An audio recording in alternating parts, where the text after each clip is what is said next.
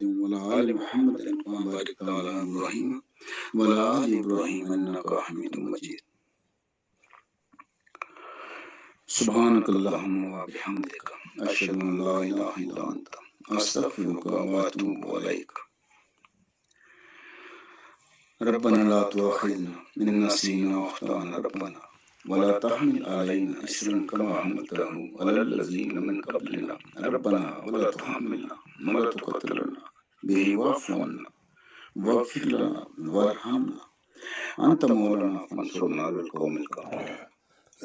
ربنا تقبل منا إنك أنت السميع العليم وتب علينا إنك أنت التواب الرحيم.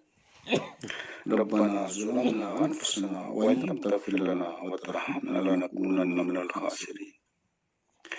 رب کریم، قرآن پاک کی گئی تلاوت، ترجمہ، تفسیر میرے مالک قبول و منظور کرنا، اس کے ثمرات ہماری اس دنیا میں بھی اور آخرت میں بھی رکھنا.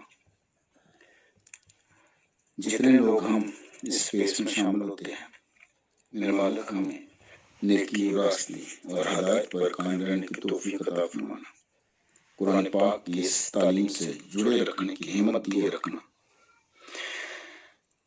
میرے اللہ، ہمارے دلوں کے اندر، ہمارے ذہن وسعت عطا فرما،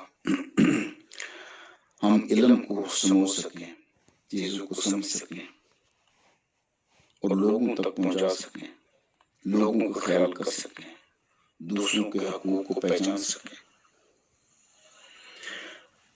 میرے اللہ، ہم جتنے بھی لوگ ہیں، کسی کا کوئی پریشانی، کوئی مسئلہ، کوئی بیمار ہے، کوئی پریشان ہے، کوئی نہ کوئی تکلیف، کوئی اولاد کی وجہ سے، کوئی والدین کی وجہ سے، کوئی بہن کی وجہ سے، کوئی بھائی کی وجہ سے، آسانی عطا فرما اپنے فضل و کرم سے.